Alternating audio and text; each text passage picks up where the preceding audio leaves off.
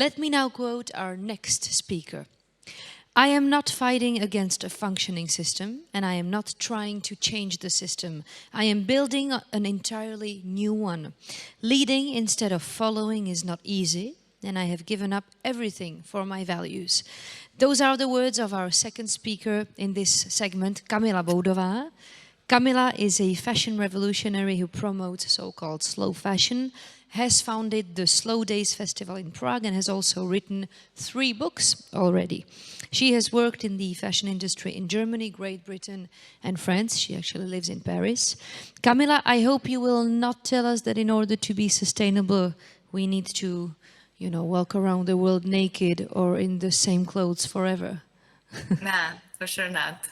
I have good news. Hello, Emma. Hello, welcome to this amazing event, and we're eager to hear what you have to say. Beautiful. I hit it, right? I share my screen and there we go. That's right. Okay. Oh my goodness, now I see myself like 3 times. Like present now, my tab. So like, this should be good. Okay, now I will do this and it should be fine. Can you see my screen? Yes, we do. Beautiful. Good morning, everybody, wherever you are. If you're in Europe, we should still be all in the morning. I am so happy to be here with you. Thank you. Thank you so much for the invitation. And I will maybe skip this slide because we're a bit late and Emma said it all about my life mission of creating a new fashion system that makes sense to me, because really what we have today doesn't make much sense. I heard there was a request from the audience of the students to learn more about fashion, what is happening today, what is going on, what will be happening, and most of all, how to sort this out. And I am playing kind of a devil's advocate today, because I'm not going to tell you that there is a new amazing technology that's going to save us in terms of fashion. I'm going to present to you 3 technologies that exist that are solving the problems. But the real solution, can you hear me? Yes, we do. We can. Okay, because I was hearing some noise, so I was confused. Yeah. So, but the real solution is really somewhere else, because the root of the system that is really messed up, that is fast fashion. So it's killing us pretty fast, if I really say it, because fashion is said to be one of the dirtiest industry in the world. Somebody said it's the second, and then a lot of people are saying, where did you get this? So I'm going to say this is one of the worst. And there's also an exponential growth that I'm going to show you. And it's fast fashion. So really the impact is growing very fast, and it's really deadly. And the root of it is not some insufficient technologic impact or support, there is no technology that can save us, because the root of the problem is not in the processes. The root lies in the human aspect, where what we really need is a values revolution, actually. So let's have a look at the reality check of what is happening today and why it is more about values revolution than it is about new technologies that might really change that might contribute to the creation of the new system.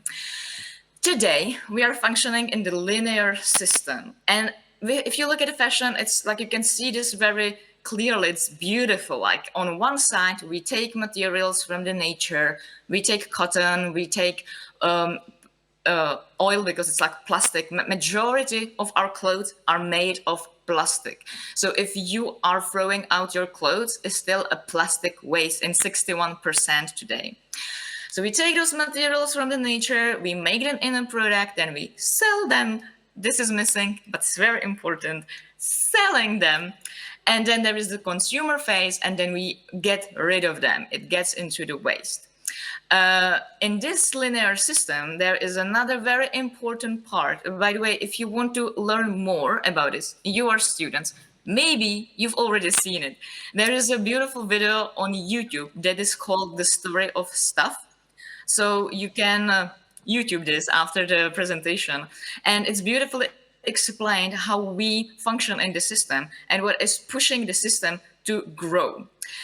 One of the things that is pushing the system to grow is capitalism, because majority of the world now is living in this system, this democracy good. Capitalism has its main objectives to endlessly grow the profits, which means that we are endlessly growing the amount of materials we are flowing through this linear system. And what we worship today in the society, the values that we value, is all about this system. We got into some like hypnosis of cash, where what we mostly think of on the individual, corporate, and government level is money. If you really slow down or even stop and take a time to think about what we are talking about as a society, how we are measuring our success, how we are almost measuring our happiness, it's all evolving about around cash. On the national level, we are measuring the GDP and saying, yeah, the economy is going up, the economy is going down. On the individual level, it's all about where can you buy something in sales, how can you save money, how can you make more money, how can you make even more money, and what to buy to show everybody that you have cash. Like, we got absolutely hypnotized by cash, and all the other values are really disappearing from the public sphere. It's like it got obsolete. Anything else, like cash, is like omnipresent. And maybe that would not be a problem, but if we look at sustainable development, we are talking about 3 pillars. So if we want the development of this planet to be sustainable, and like these human activities, we need to consider these 3 pillars. These 3 pillars must be equally strong, healthy, and looked after if we want to have sustainable development. And these 3 pillars are environment, economy, and society. And what these 3 pillars are really holding is not some sustainable development, which is just a term that people are now repeating, and you might be kind of tired of it already, and everything is green and everything, like all the companies are getting so eco-friendly now. But the base of sustainable development, and why I love it so much, by the way, is that it's really talking about creating well-being. Sustainable development means that we all individually, you, me, Emma, everybody here, Saying my name means technical problems. That always happens. So I hope. Kamila. we will. Oh, you're back? Are you? No. Not really. Well-being. It had started so well. And it will go on, I guess. Are we good? Don't say my name again, or we'll get stuck. Okay. That was a problem. Okay. So, sustainable development is all about creating well-being. So if we all want a well-being for all of us, and it's also including like people on the other side of the world. And in fashion, this is important because it's a global supply chain and the working conditions are a big part of it. We need those 3 pillars to be equally strong and healthy. And when we put our focus on economy, on cash, this is what happens. Like, the 3 pillars get disbalanced. And so they cannot really hold anything because the environment is suffering and the society is getting unhealthy as well. And we cannot support this anymore. And it kind of looks like this. It's called the Mickey Mouse system. It's a joke, but this is what we are living in today. Our 3 pillars are not in balance, not in harmony. We are too much focused on money. And this is the reason why no technology is going to save us. We first need to get in balance those 3 pillars and start focusing and giving and cultivating and developing more the health of our environment and our society. Because we are on this planet that is sustaining life. It's the planet Earth that is sustaining life here. And it's not the cash that is sustaining our lives. It's making our lives more comfortable and more enhanced, maybe. But it is not sustaining us. We need the planet to be healthy. And in this system, we can see that the planet can have like 3 different functions. One of them, the main one, the most important according to me, is that planet is the place where we can live, and it has the ability to nurture us and heal us. Okay, and then in this linear system, we added 2 other functions. We added that the planet is a source of materials and the planet is a trash bin, because we are not in the cycles with nature. We like broke the cycle and we put the linear system. And what is happening that is, the more we are using planet as the source of materials, because we need to pump more, and you saw it even with the meat, like the demand is growing. And meat, you consume it. So let's say there is no trash. Let's skip this topic, even if it's very important. But if we use planet as if we produce something that cannot be consumed, and fashion really cannot be eaten in majority of its cases, then we will use the planet as a trash bin in the end of its life. And the more we are using planet for these 2 other options, it is losing its ability to nurture us and to heal us, to provide a livelihood for us, an environment where we can live and enjoy the well-being here. So we are hitting the planetary boundaries in this linear system where we are pushed to endlessly grow the profits. So we still have to keep selling, producing and selling and throwing more. This is the problem that we have today. And in this system, fashion is unfortunately and obviously very unsustainable. So let me also share with you some of the numbers. This is like a material flow, or like the production of clothes in between 2000 and 2015. And what this graph shows, that we've doubled the volume of clothes that we've produced. In 15 years, between 2000 and 2015, we have doubled the amount of clothes we are producing. Like, absolutely incredible number for me, because in 15 years, we didn't double the world population. This is total madness, what is happening. And imagine it keeps growing, and all the companies still keep growing and selling more. The only thing that is going down on this graph is the green line that is showing the clothing utilization, which means we are wearing our clothes less times before we dispose of them, because it's so cheap. It changes so fast. It rips so quickly because the quality is so low. Like, this system is total madness. We create 1 truck of textile waste a minute on this planet, and it's still growing because we are producing more and more clothes. And the bigger the amount of clothes we produce, the bigger the percentage that never is sold and is just incinerated or thrown away directly without ever being worn.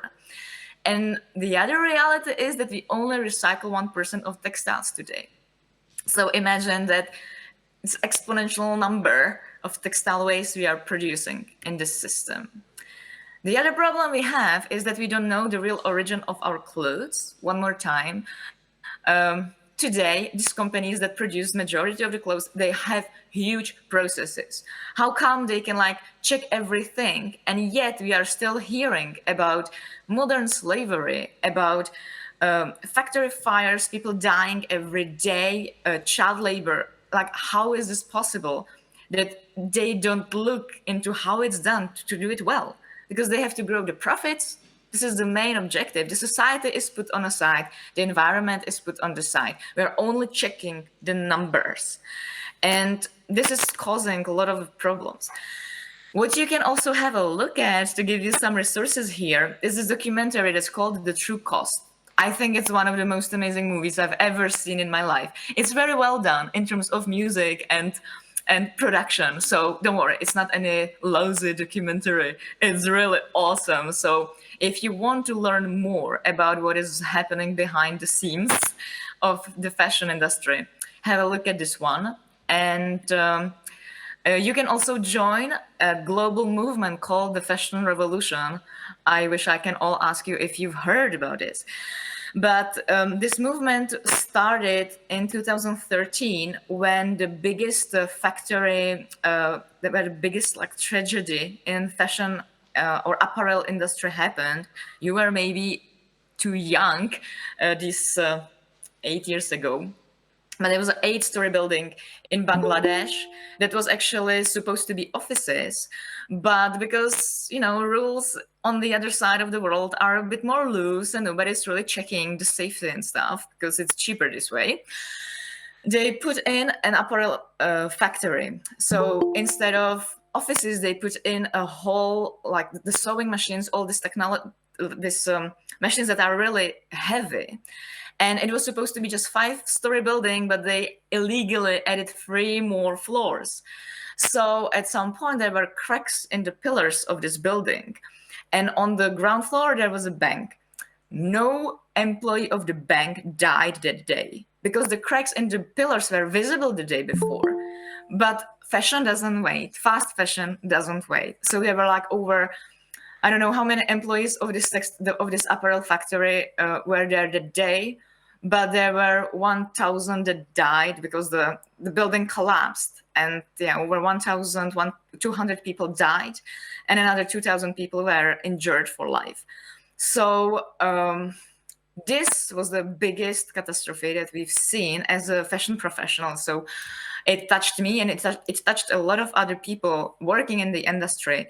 And it started this movement called the Fashion Revolution that we are taking part in every year around the date of April. End of April, 24th April is a Fashion Revolution Day, where you can go to your social accounts and ask the brands who made my clothes. You put a hashtag, who made my clothes, and you tag the brand that you're wearing to show the brands that we care. This is the values revolution. Like, I care about the people who are making my clothes wherever they are, and I want them to be in a good condition. So that's something you can do to create a system that would make more sense. And now, since we are on this conference that's all about innovations and technologies, I would like to show you what is happening in the backstage of a fashion industry in terms of technologies.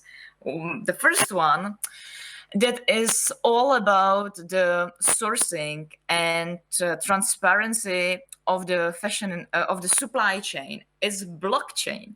And I pretty much guess you've heard this word before. It's mostly linked to Bitcoin, and now it's linked to many other services that this technology can provide. This technology actually allows us to put in a data in a system that is confirmed by 2 parties and then saved, that cannot be changed. So if you have an Excel sheet that is shared all over the world and everybody is saying, in India, we grown cotton is 1 ton, and now we are sending it somewhere, and then somebody else puts some information. Anybody can change the source of it. You can still change the data if it is just a shared Excel sheet. With a blockchain, if we use it just as a chain of data to find the real source of the materials, you cannot change this information.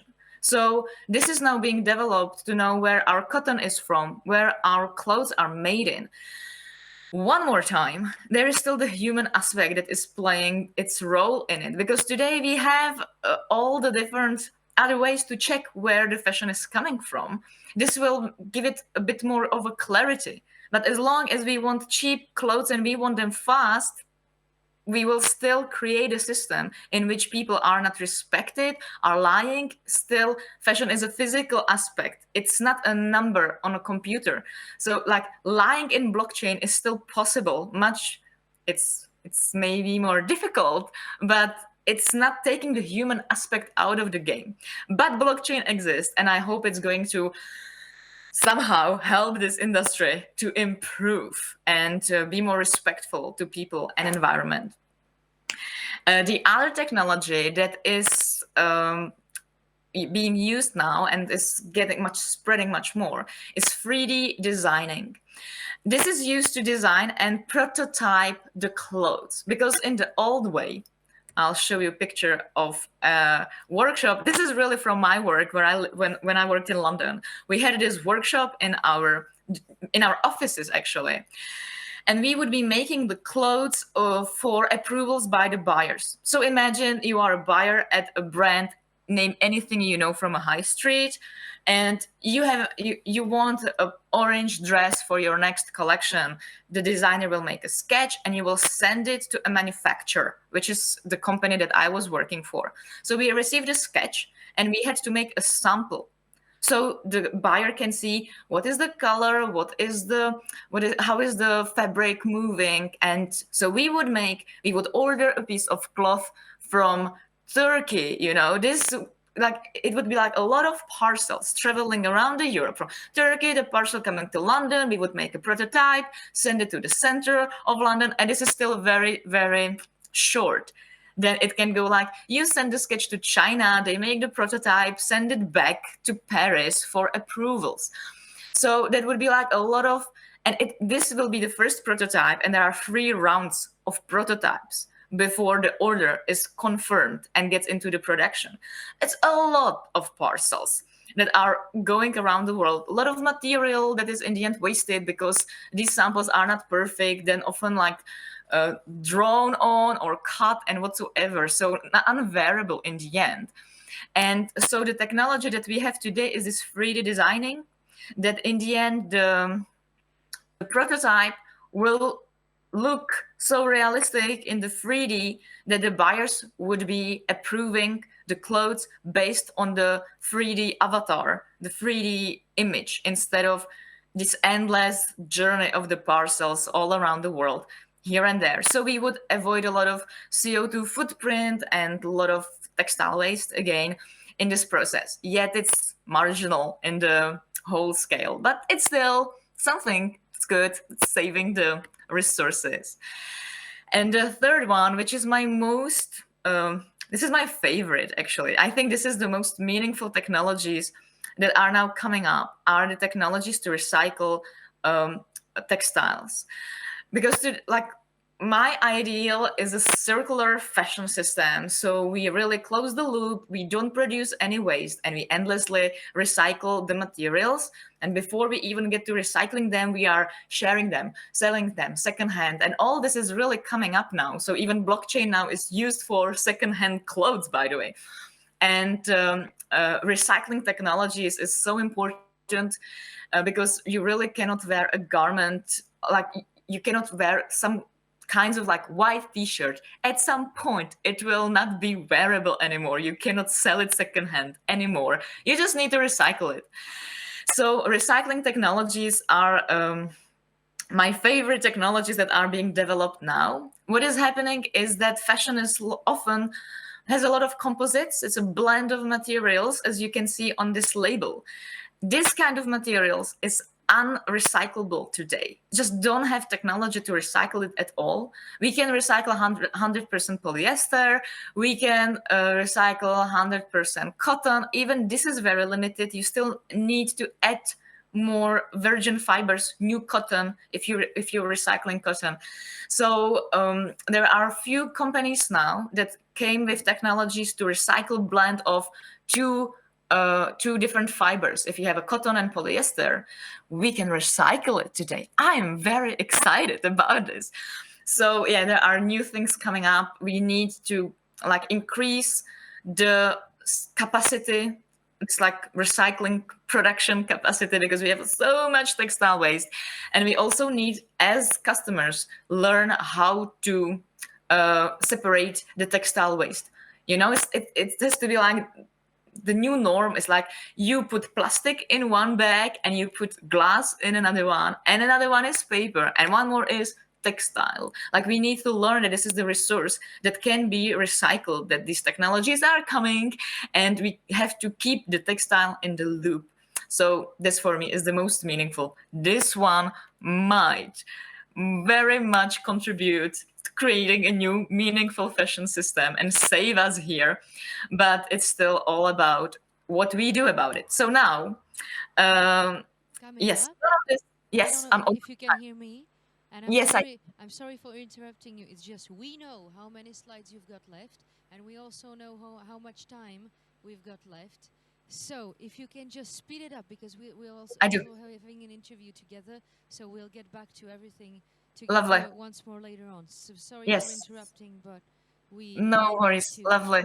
I'm going to fly through it anyway now. Wonderful. Let's do this. Thank you. So if you want to join the values revolution, let's do this, guys. First, invest in yourselves in a long-term loving relationship with your clothes. Fall in love with what you have. If you buy something new, look for a story, get clothes from your friends, whatsoever. If it has a story and it's expensive or irreplaceable, it means from secondhand, you will value it and keep it for much longer. Like in this scenario, we don't shop, we swap, or we invest ourselves. So start swapping, start sharing the clothes you don't want, ask your friends if they want it, go to swap parties, find another way to get new clothes and get rid of them. So it's about investing consciously in ourselves, our closets, and our shared future. Means taking time to find pieces in secondhand, taking time and money as well to buy quality, organic, local, buy much less, and so with much bigger budget. And be proud of your tribe. So show off. I love when my friends are complimenting my style, because they often do, and I'm telling them like, and this is secondhand, and this is my mother's t-shirt from 80s, and I found these shoes by a trash bin in Paris. Here, it's really cool to do this, by the way. And we are like, people would literally leave the clothes or shoes next to, or like on some public space, so they don't throw it away, they just pass it on. So everything can be like meaningful in your closet, and it's important to talk about it and be proud of it, instead of be like, it's secondhand, I don't want anybody to know. But no, be proud of it. It doesn't mean you are poor, on budget, or lame. It means you are part of this new, beautiful, meaningful fashion system. You see, it was pretty fast, the end. And if you want to link with me, I have some resources here. The first ones are in English. And if you are in Czech Republic, I'm pretty active on social media and our websites on slow.cz. And this is it. And I'm moving back to you. Kamila, so I'll thank stop you sharing so my much. screen. I I'm hope not it's sure good. I'm being heard. Does the sound go out? I'm not so sure. I'm fine. I can hear you perfectly. You can hear me, but I'm not sure about the others. Maybe I'll try a different mic. I don't think it goes out. 1, 2, 3. Which one's better? Oh, thank you. I'm back. Kamila, thank you so much for your enthusiasm. This combination of sarcasm and optimism is something we love about you. Thank you so much for joining.